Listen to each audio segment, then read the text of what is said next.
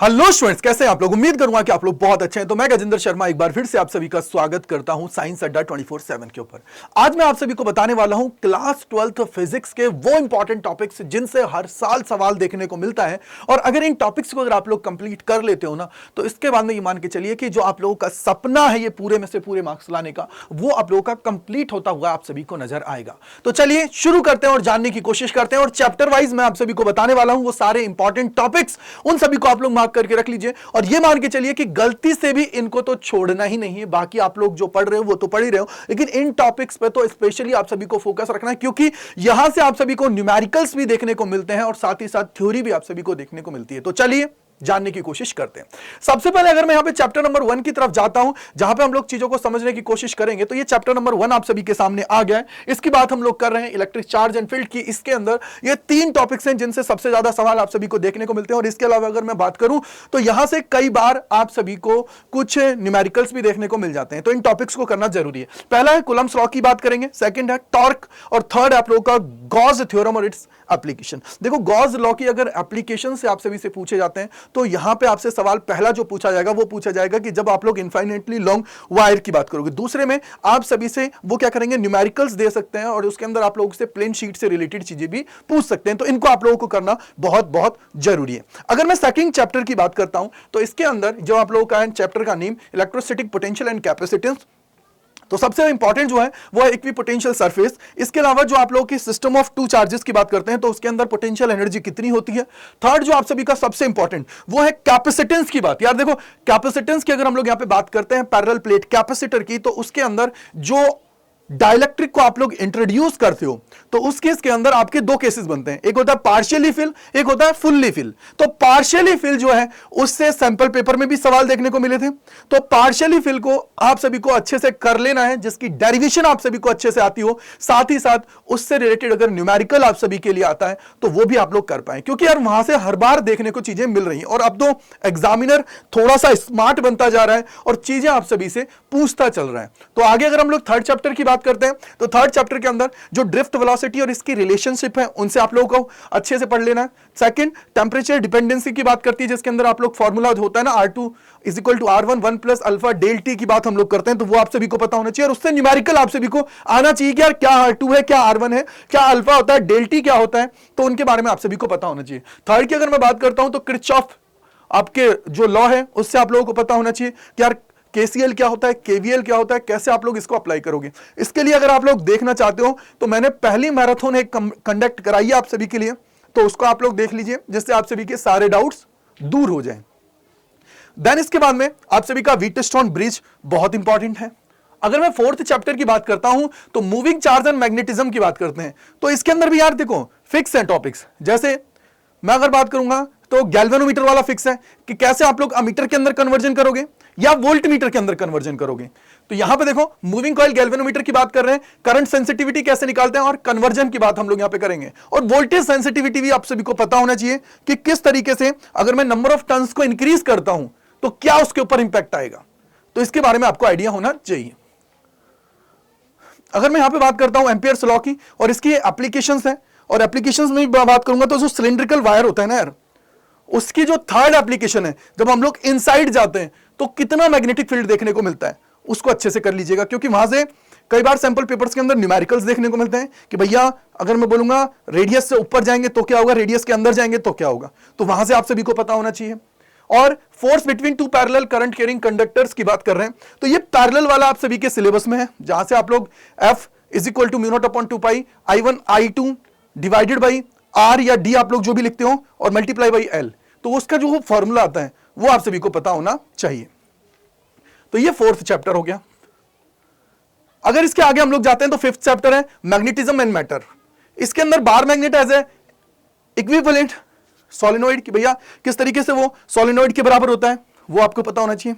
Second, जो magnetic properties है, जैसे पैरामैग्नेटिक मटेरियल क्या होता है, डायमैग्नेटिक मटेरियल क्या होता है, फेरोमैग्नेटिक मटेरियल क्या होता है, और इसकी जो रिलेटिव परमेबिलिटी होती है वो क्या होती है, ससेप्टेबिलिटी कितनी होती है, कौन सा नेगेटिव होता है, कौन सा स्मॉल पॉजिटिव होता है, लार्ज पॉजिटिव होता है, तो इन सारी चीजों के बारे में आप सभी को आइडिया होना चाहिए।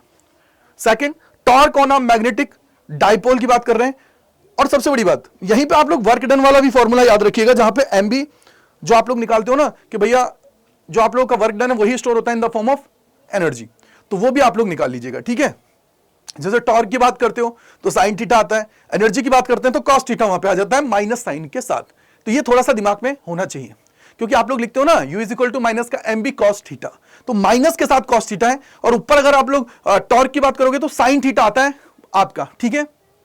यहां से अगर मैं इलेक्ट्रोमैग्नेटिक इंडक्शन की बात करता हूं तो फैराडेज लॉ इंपॉर्टेंट है, इसके अलावा जो ईएमएफ इंड्यूस होता है, करंट इंड्यूस होता है, उसके बारे में पता होना चाहिए। और आजकल ये लोग आपको करंट के साथ चार्ज पे चीजें लेके जा रहे हैं कि भैया चार्ज की बात करोगे तो वो किस तरीके से आप लोग निकालते हो, तो उसको भी आप लोग ध्यान रखिएगा।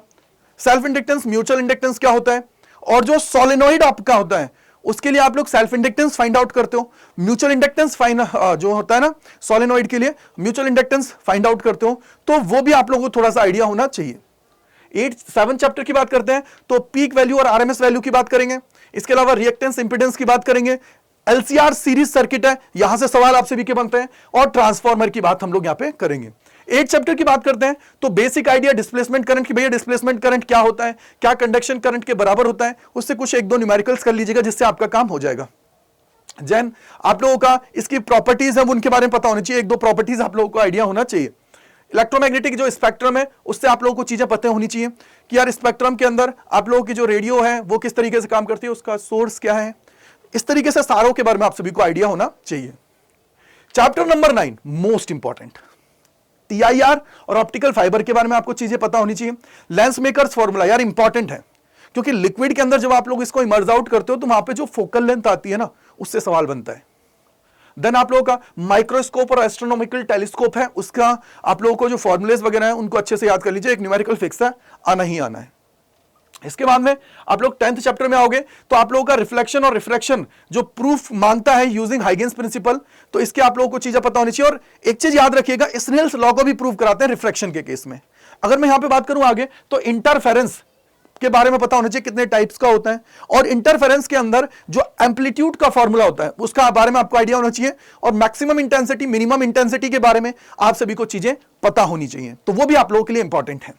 देन आगे जाओगे तो यहां पे वाईडीएससी बहुत इंपॉर्टेंट है यार, वाईडीएससी से एक न्यूमेरिकल कंफर्म है। आगे चलिए 10th के बाद में 11th चैप्टर की, तो यहां पे आइंस्टीन जो फोटो इलेक्ट्रिक इक्वेशन है उसके बारे में आइडिया होना चाहिए, और डी ब्रॉगली रिलेशनशिप आप सभी को पता होना चाहिए कि किस तरीके से अगर मैं वेवलेंथ की बात करता हूं तो उस पर इंपैक्ट आता है मेरे मोमेंटम का, या फिर कैसे हम लोग वहां पे काइनेटिक एनर्जी की बात करते हैं, चार्ज को कैसे रखते हैं, किस तरीके से जो स्टॉपिंग पोटेंशियल होता है वहां पे रिलेशनशिप शो करता है, तो इस तरीके से चीजें पता होनी चाहिए, रिलेशन के बारे में आइडिया होना चाहिए। क्या वेवलेंथ पे वेलोसिटी का इंपैक्ट आता है ये भी पता होना चाहिए। 12 की बात करते हैं तो एटम के अंदर आप लोग का अल्फा स्कैटरिंग मॉडल है जो आपका रदरफोर्ड वाला, वो आपको पता होना चाहिए। दूसरा आप सभी को जो एक्सप्रेशन है ना आपका रेडियस की nth ऑर्बिट के अंदर वेलोसिटी हुआ, टोटल एनर्जी हुआ, तो उनके बारे में चीजें पता होनी चाहिए। देन इसके बाद में न्यूक्लियर चैप्टर के अंदर आते हैं, तो यहां पे सबसे इंपॉर्टेंट रेडियस वाला पार्ट है ना, उसको आपको अच्छे से कर लेना है। रेडियस जो आती है ना कि भैया आर का जो फॉर्मूला है और किस तरीके से ए के ऊपर इंपैक्ट आता है उसका, ठीक है वो। दूसरी चीज आपका कंपोजिशन और साइज ऑफ न्यूक्लियस की बात मैंने कर ली है। मास डिफेक्ट और बाइंडिंग एनर्जी जो कर्व है, बाइंडिंग एनर्जी पर न्यूक्लियॉन्स, तो इनके बारे में भी आइडिया होना चाहिए। 14th चैप्टर की बात करते हैं जो है सेमीकंडक्टर, तो इसके अंदर आप सभी का देखो क्या भैया इंट्रिंसिक सेमीकंडक्टर क्या होता है, एक्सट्रिंसिक सेमीकंडक्टर क्या होता है, किस तरीके से आप लोग इसको डिफाइन करते हो, पी टाइप क्या होता है, एन टाइप क्या होता है, कौन सी डोपिंग किसके अंदर की जाती है, उनके बारे में पता होना चाहिए। पीएन जंक्शन डायोड आपका आना चाहिए आप सभी को, और पीएन जंक्शन डायोड है उसकी एप्लीकेशन जो है रेक्टिफायर, वो आप सभी को पता होनी चाहिए। तो ये मैंने आपको हर एक चैप्टर की अगर मैं बात करता हूं तो इंपॉर्टेंट टॉपिक्स मैंने आप सभी को बता दिए हैं, इनको तो भूल के भी छोड़ के नहीं जाना है। अगर इनको छोड़ के चले गए तो बेटा फिर दिक्कतों का सामना करना पड़ेगा, और इनको करके चले गए तो ये तो कंफर्म कर लीजिए कि सर अच्छे मार्क्स की तरफ हम लोग जा रहे हैं, ठीक है। इसके अलावा अगर आप लोगों को मैं बताऊं सबसे इंपॉर्टेंट चीज, तो आपको पता है यार कि आप लोगों के लिए एक सेकंड मैराथन जो सेकंड बुक की है वो मैं लेके आ रहा हूं 17 तारीख को, तो उसमें आप लोग ज्वाइन करिएगा, अच्छे से पूरी बुक को कंप्लीट करेंगे, और आपको एकदम जैसे फर्स्ट मैराथन से आपको बेनिफिट हुआ है, दूसरी मैराथन से भी आप सभी को बेनिफिट होने वाला है। अगर आप लोग हमारे पेड बैचेस हैं उनके अंदर अगर एनरोल करना चाहते हो तो ये जो Y485 कूपन कोड है इसको लगा के आप लोग एनरोल कर सकते हो। साथ ही साथ कोई डाउट कोई परेशानी है तो gajendra.kumar@adda247.com पे आप लोग मुझे मेल कर सकते हो। साथ ही साथ कम्युनिटी ग्रुप है उसको ज्वाइन कर लीजिए। यहां पे आपको जो रेगुलर सेशंस होते हैं उनकी पीडीएफ्स वगैरह सब कुछ यहां पे मिलती है, क्विजेस वगैरह आप सभी के लिए होते हैं। तो आप सभी का बहुत बहुत शुक्रिया मेरे साथ जुड़ने के लिए, और कमेंट सेक्शन के अंदर बताइएगा कि क्या आप सभी ने इन टॉपिक्स को पढ़ लिया है और क्या आपको भी डर लग रहा है कि सर फिजिक्स के अंदर क्या चीजें होंगी, और अपने भाई के साथ फिजिक्स को तूफानी तरीके से करने के लिए तैयार होना। और साथ ही साथ मैं आपको बता देता हूं कि जो सेकंड मैराथन है उसकी बात हम लोग यहां पे कर ही रहे थे, तो ये देखो आप लोगों के लिए ये लगा हुआ है यहां पे सेशन, तो इस सेशन का फायदा उठाएं और ज्वाइन करें 17 तारीख सुबह 10 बजे, और तबाही तरीके से हम लोग इसके अंदर सेकंड बुक को रिवीजन करने वाले हैं। सेशन को लाइक कर दीजिएगा और रिमाइंडर सेट कर लीजिएगा, मिलेंगे इसके अंदर तूफानी तरीके से और चीजों को करते हुए आगे बढ़ने वाले हैं। सो मेरे साथ जुड़ने के लिए आप सभी का बहुत बहुत शुक्रिया, thank you and bye bye to all, God bless you. और कमेंट सेक्शन के अंदर बताइएगा कैसा लगा आप सभी को ये वीडियो देखने के बाद। Bye bye to all.